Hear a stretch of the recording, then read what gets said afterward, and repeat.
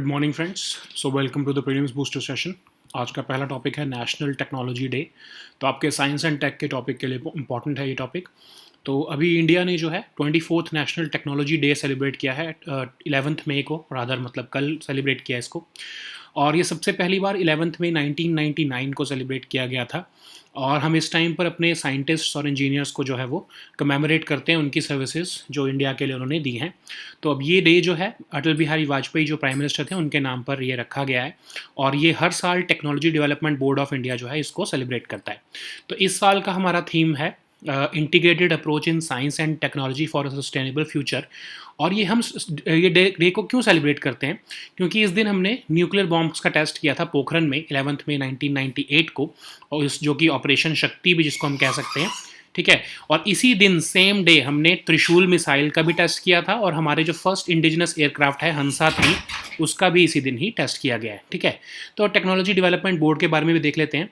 तो technology development board आपका एक स्टेचुटरी बॉडी है जो कि टेक्नोलॉजी डेवलपमेंट बोर्ड एक्ट के अंदर जो इसको बनाया गया है। पहली ऐसी ऑर्गेनाइजेशन है हमारे गवर्नमेंट के अंदर जो कि इंडिजिनस रिसर्च जो है हमारी साइंस एंड टेक्नोलॉजी की, उसको कमर्शलाइज करने के लिए, इंडस्ट्री के साथ शेयर करने के लिए काम करती है। तो इंडस्ट्री, साइंटिस्ट, टेक्नोक्रेट, स्पेशलिस्ट, उन सबको फैसिलिटेट करती है ये ऑर्गेनाइजेशन। और इसको जो ग्रांट्स मिलती हैं वो कहाँ से पैसा आता है, जो गवर्नमेंट ऑफ इंडिया है वो इंडस्ट्रीज़ के ऊपर सेस लगाती है, और उससे जो पैसा इकट्ठा होता है वो टेक्नोलॉजी डेवलपमेंट बोर्ड की फाइनेंस में यूज़ किया जाता है, ठीक है। नेक्स्ट हमारा टॉपिक है परम विशिष्ट सेवा मेडल। तो हमारे जो आर्मी चीफ है जनरल मनोज पांडे जी, उनको जो है ये परम विशिष्ट सेवा मेडल मिला है for distinguish service of exceptional order.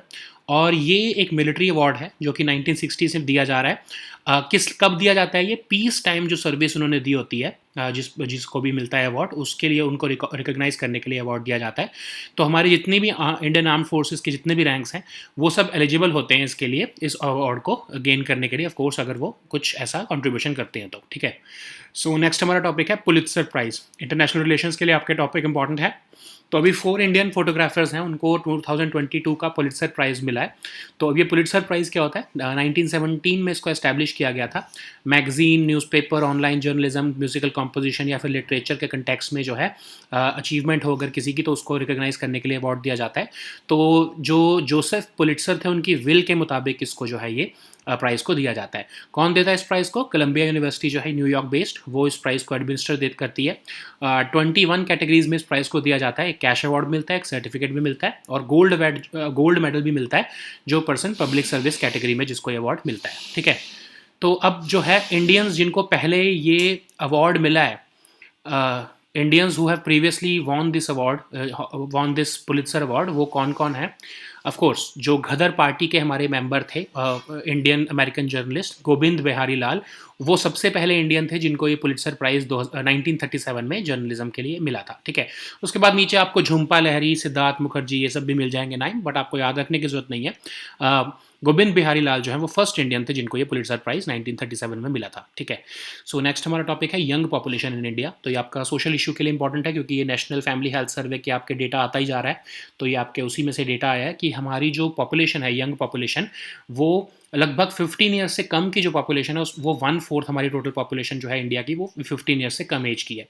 और 1/8 पॉपुलेशन जो है इंडिया की, रादर लेस देन 1/8 पॉपुलेशन जो है वो ओवर 60 एज की है, ठीक है। तो हमको ये देखने को मिला है कि स्लाइट डिप हमको देखने को मिला है हमारी यंग पॉपुलेशन में, सिर्फ 2 परसेंटेज पॉइंट्स का देखने को मिला है हमको डिप, जबकि जो ओवर 60 की पॉपुलेशन है उसमें हमको 2% का इंक्रीज भी देखने को मिला है, ठीक है। फिर भी इसके बावजूद भी हाफ ऑफ द पॉपुलेशन जो है, लगभग 52% जो पॉपुलेशन है इंडिया की, वो 30 ईयर्स से कम एज की है। तो ये हमारे लिए बहुत ही बड़ी इंपॉर्टेंट चीज़ है, ठीक है। सो अब आपको ये हमारे लिए अपॉर्चुनिटी है कि हमारी पॉपुलेशन जो है वो यूथ पॉपुलेशन है कंट्री में, तो उससे हमको ये फ़ायदा हो जाता है कि हमारा डेमोग्राफी जो है हमारे इस टाइम पर फेवर में है, ठीक है। सो नेक्स्ट हमारा टॉपिक है first smoke free state of India. तो ये आपका एनवायरनमेंट के लिए भी टॉपिक इंपॉर्टेंट है, गवर्नेंस के लिए भी टॉपिक इंपॉर्टेंट है, क्योंकि ये प्रधानमंत्री उज्ज्वला योजना के लिए ये सोशल इशू भी हो कह सकते हैं आप इसको, इस टॉपिक को, ठीक है। तो हिमाचल प्रदेश जो है वो फर्स्ट स्मोक फ्री स्टेट बनी है कंट्री में।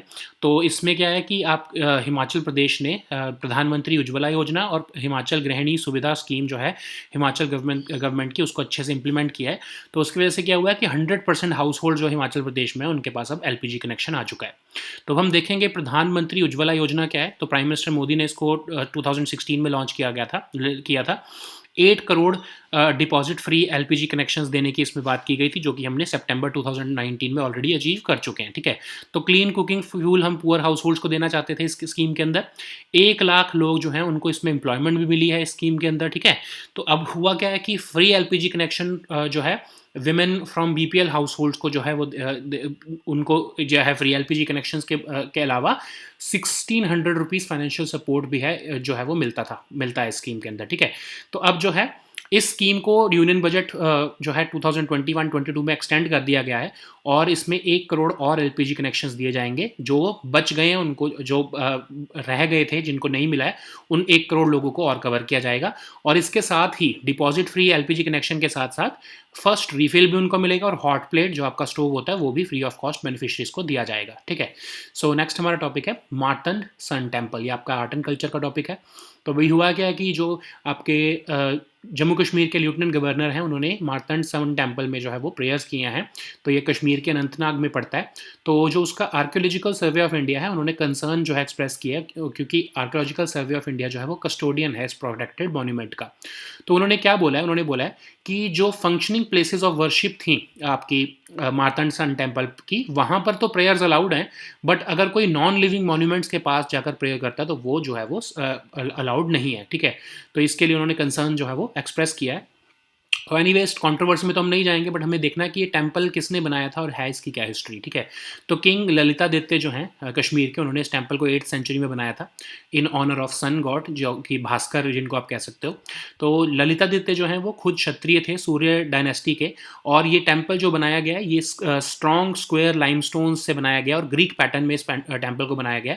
तो जो कश्मीरी आपके सिकंदर शाह मीरी थे, उन्होंने 14th सेंचुरी में इसको डिस्ट्रॉय कर दिया था, ठीक है। तब से जो है इसके रिमेन्स को जो है आर्कियोलॉजिकल सर्वे ऑफ इंडिया जो है इसलिए इसको मैनेज कर रहा है, ठीक है। सो नेक्स्ट हमारा टॉपिक है Mars quake. Science and technology का टॉपिक है। तो हम देखते हैं नासा ने रिपोर्ट किया है कि इनसाइट्स मार्स लैंडर जो है उन्होंने लार्जेस्ट क्वेक जो है मार्स पर उसको डिटेक्ट किया है। तो ऑफ कोर्स बार बार ये क्वेक आते रहते हैं, बट ऐसा कैसे हो सकता है, वहाँ पर क्वेक कैसे आ सकते हैं? क्योंकि अर्थ पे तो क्वेक कैसे आते हैं, अर्थक्वेक कैसे आते हैं? क्योंकि जब हमारे टेक्टोनिक प्लेट्स में शिफ्ट होता है, ठीक है। लेकिन वहाँ पर तो टेक्टोनिक प्लेट्स ही नहीं है, वहाँ पे तो एक क्रस्ट है, वही एक जॉइंट प्लेट है। तो फिर मार्स में क्वेक कैसे आते हैं?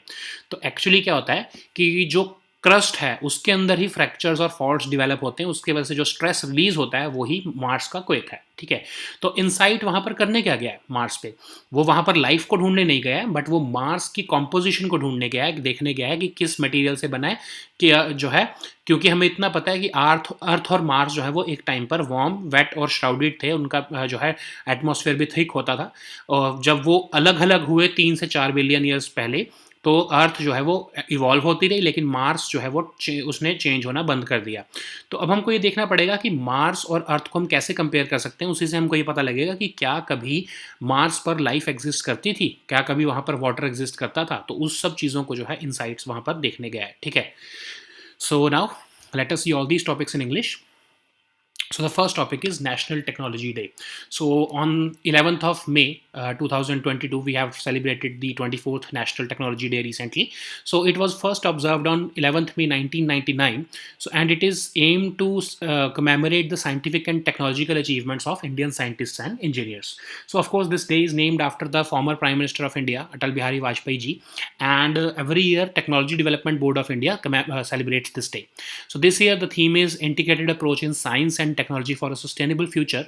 And on this very day, we tested the nuclear bombs in Pokhran on 11th of May 1998, and we successfully test fired this Shakti 1 nuclear missile, and this Operation Shakti was successfully tested.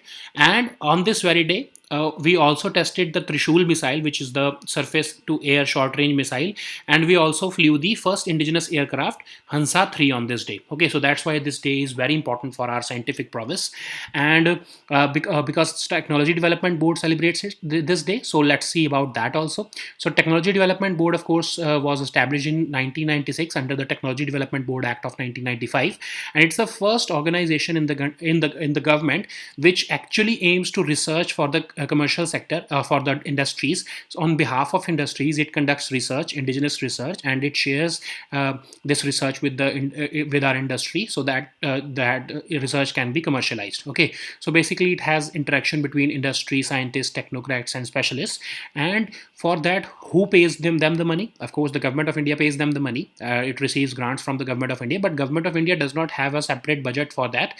They levy some cess on our industries, and that cess collections are used to provide grants to Technology Development Board of India. Okay, so the next topic is Param Vishisht Seva Medal. Of course, this topic is for your security section. So recently, Army Chief General Manoj Pandey has received this Param Vishisht Seva Medal for Distinguished Service of Exceptional Order by President Ramnath Kovind ji. And this award is, of course, a military award of India. It was constituted in 1960, and it is awarded in recognition to a military official who has given exceptional service in exceptional peacetime service. Okay, so all ranks of our Indian armed forces are eligible for getting this award. Okay, so the next topic is Pulitzer Prize. So this is important for your international relations topic. So 4 Indian photographers have won this 2022 Pulitzer Prize, and this prize was established in 1917, and it recognizes the achievements in magazine, newspaper, online journalism, musical composition, literature section. So of course, this award is given on the basis of the will of Joseph Pulitzer, and this award is administered by the Columbia University of New York. And this award is given in 21 categories. So it each winner receives a cash award and a certificate.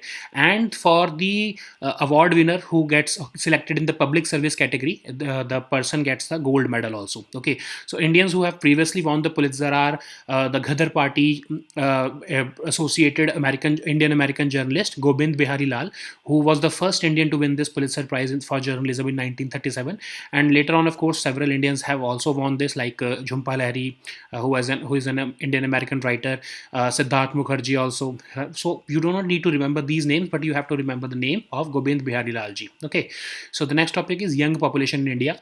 So it's a social issue, and it is a continuity of National Family Health Survey findings. So it has been found that India's population remains young, and more than 1/4 of India's population remains under 15 years of age, and less than 1/8 of our population is over 60 years of age. Okay, so there has been a slight dip in our young population share, but anyways, it is still very much young, because more than half, 52% of our population is below the age of 30 years. Okay, so we have also seen an increase in the over 60 years of age population from 10% in NFHS 4 to 12% now. So these are some statistics which you can use in your mains answer writing. Okay, so the next topic is first smoke-free state of India. This is, of course, a topic for your governance and social issues. So Himachal Pradesh has become the first smoke-free state of India. And why this smoke-free state? Because it has achieved effective implementation of Pradhan Mantri Ujjwala Yojana and Himachal Grihini Suvidha scheme of Himachal Pradesh government. So what it means is that 100% of households in Himachal Pradesh have now LPG connections in their house. So about the Pradhan Mantri Ujjwala Yojana, of course, it was launched in May 2016, and it aims to provide clean cooking fuel to poor households. And initially, it had the target of 8 crore deposit-free LPG connections, which we achieved it in September 2019. And now in Union Budget of 2021 and 22, we have made an additional promise of 1 crore LPG connections, and apart from that, to cover those who were not covered in the previous scheme. So now with this deposit-free LPG connections, Ujjwala 2 will also provide first refill and hot plate free of cost to the beneficiaries. Okay, so of course the identification of eligible BPL families is done with in consultation with the state governments and the union territories based upon the socio-economic and caste census data. Okay. So the next topic is Martand Sun Temple. So recently, you know that Jammu Kashmir Lieutenant Governor has offered his prayers to the 8th century Martand Sun Temple in Jammu and Kashmir's Anantnag district. So because of that, Archaeological Survey of India has expressed its concerns because it is the custodian of this protected monument. It has said that prayers are allowed in the protected sites only if they were functioning places of worship. But because this Martand Sun Temple is a non-living monument now, so there is no provision for religious rituals in this temple. But anyways, we do not need to go into the politics behind or controversy behind this temple. We have to see what is the detail of this temple. Okay, so this temple was of course built in 8th century CE by King Lalitaditya, and this temple was built in honor of sun god Bhaskar. Okay, so Lalitaditya was a Kshatriya of Surya dynasty, and this temple is built with strong and square limestones, and it exhibits Greek pattern. Okay, so later in 14th century it was destroyed by Sikandar Shah Miri.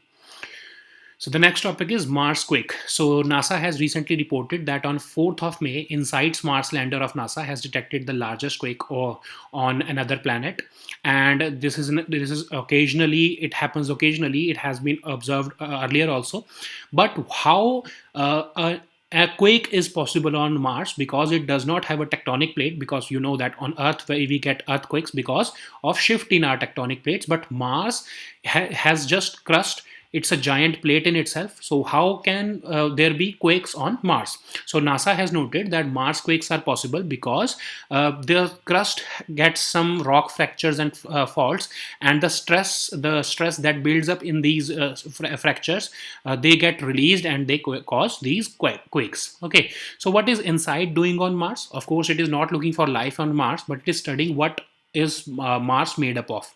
Okay, because we know that Earth and Mars used to be similar.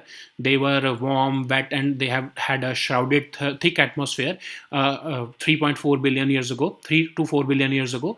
But while Mars stopped changing, Earth continued to evolve, and so that's why we have to compare Earth and Mars, and to understand how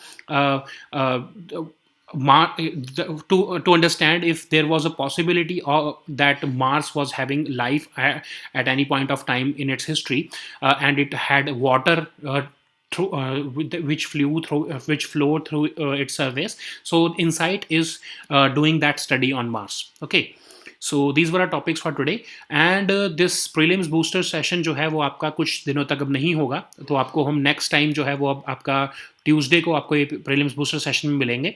तब तक आप जो है आपके सारे जितने current affairs हैं वो कवर कर लिए जाएंगे. ऑफ कोर्स जितने जो आपका ये गैप आएगा 3-4 दिन का, ये आपके सारे करंट अफेयर्स जो है आपको कवर करके ही दिए जाएंगे. तो आप इसमें चिंता मत करना कि आपका कोई करंट अफेयर्स मिस होगा. बस ये 3-4 दिन का एक बीच में आपका गैप है because of some personal reasons, but आपको ट्यूसडे को जो है सारा आपको करंट अफेयर्स जो है वो कवर होके मिलेगा जो आपके गैप का है. तो आपका करंट अफेयर्स कुछ मिस कभी नहीं होगा. This is our promise to you.